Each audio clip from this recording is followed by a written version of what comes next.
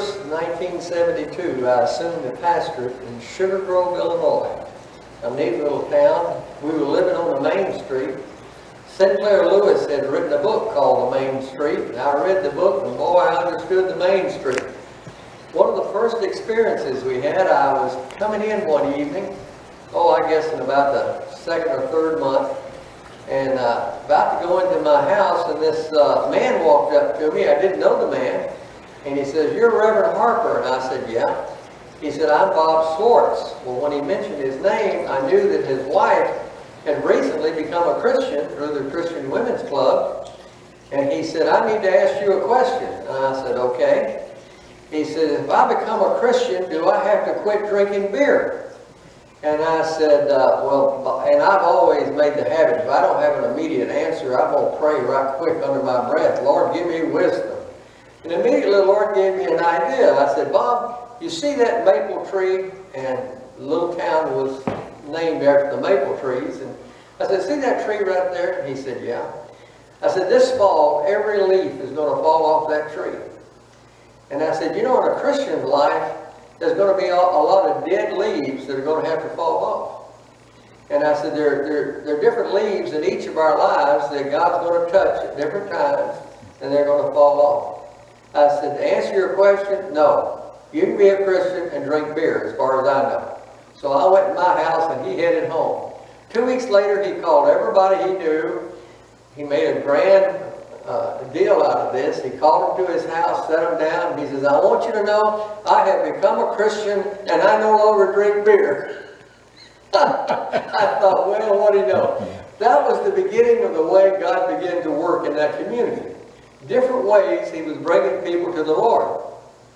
And we went from the first Sunday of 40 chairs to within 3 years we had bought over 300 chairs, and the fire marshal said we could put no more chairs in that 8th grade gymnasium.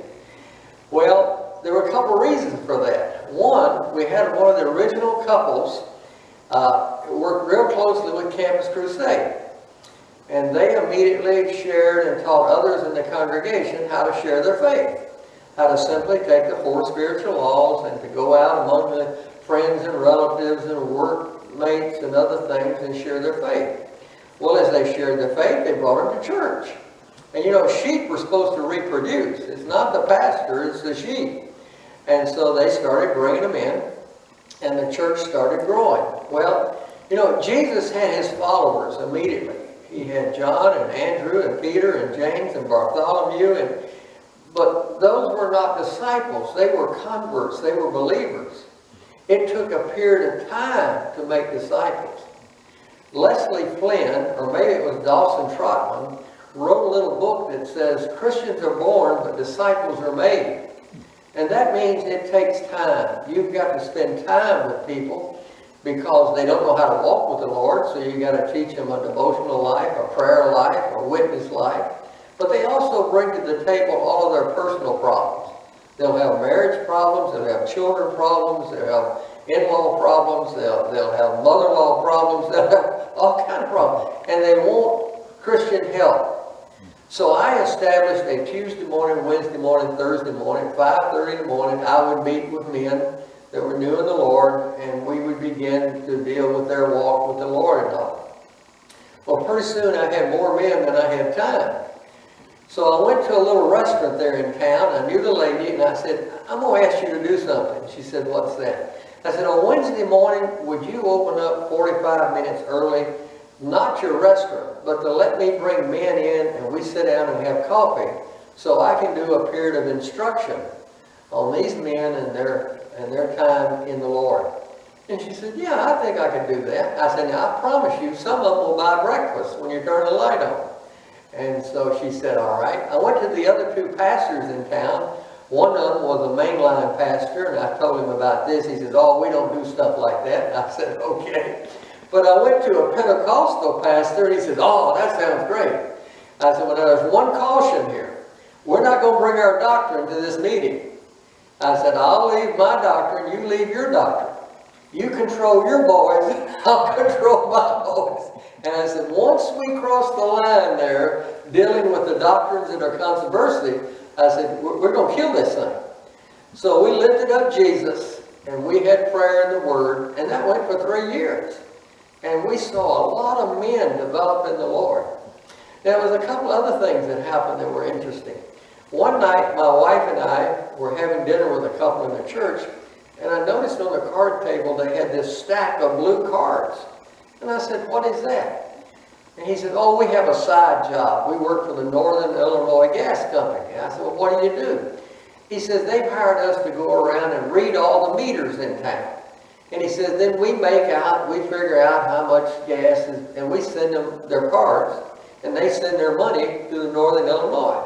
He said, they pay us a little bit on that. I said, that's great. He says, you know what? We have discovered almost every home in this community, there are 2 names, meaning there's a lot of divorce and remarriage.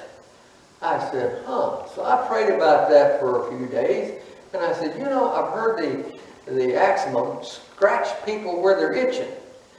I put together a series of messages, and I preached it for almost 2.5 years. And it was the first family from 12th of Genesis all the way through the 50th of Genesis. Everything that can go wrong in a family is right there in those scriptures. You have illegitimate children, like Abraham and Hagar. You have brother against brother, Esau and Jacob. You have murder. You have women that deceive their husbands, like Rebecca to Isaac. I said you have a brother sold into slavery. I said everything you can think of that can go wrong in the family is right there in that passage. So I use both topical message some Sundays and expositional messages other Sunday, but we stayed on that subject. We were scratching where people were itching. And word got out, hey, they're talking about the family. And so the church started growing through that. And it proved to be, as I look back, a very powerful tool in developing that congregation. Now let me tell you about one other thing. No sooner than I got to Sugar Grove, the congregation was quite small, and the leaders of the congregation came to me and they said, Pastor Harper, would you mind driving a school bus so you could supplement your salary? And I said, no, not at all. So I started driving the school bus. I enjoyed being around the teenagers, and pretty soon I hit on an idea. I better use this time wisely. So I went and bought a stack of Chick publications. Now these were little comic books that explained the gospel and what the devil would do and all of this. And I would get on in the morning, and I would have one on one side and somebody behind me, and I'd say, read this and pass it on. And then I would sit there and look in the mirror, and I would watch the work of the Holy Spirit. These kids would read this, and then they would sit there and they're thinking it through. Next day, I'd hand them a different comic strip, and that went on for about 2 years. Now, we developed a large following of teenagers in that town. And pretty soon I had to find a couple of couples in the church to act as youth leaders, because God really blessed that. It was a real profitable time. Now let me tell you one more thing and we'll close out for the day. One day they had hired a new assistant director of transportation. And this particular county in Illinois was the largest county with buses and transporting kids to school. Well, the assistant transportation director, a new guy out of college, he came to my bus one afternoon. He says, Reverend Harper, I need to ride on your route and see where you go. And I said, fine, get aboard. So we took off, and I had laying up on the side a living Bible. And sometimes I'd have to wait a while, either get gas or wait for the school to let out. And I always had that, and I'd read a little bit. We got about halfway through the route, and he said, what is that? And I said, a living Bible. He said, I've never seen a Bible like that. He said, my church is a big old black book. And I said, oh boy, I got one that's lost as a goose. And so I shared with him, and I said, hey, Bill, I think you'd enjoy reading this book. And he says, well, it's your... I said, look, I've got several copies. Take this copy. So I gave it to him, and he took off. And we got to the bus barn, and he's walking away. I put an X on his back, and I said, "Get him, Lord." Now, it took 9 months, and I kept sowing seed and sowing seed.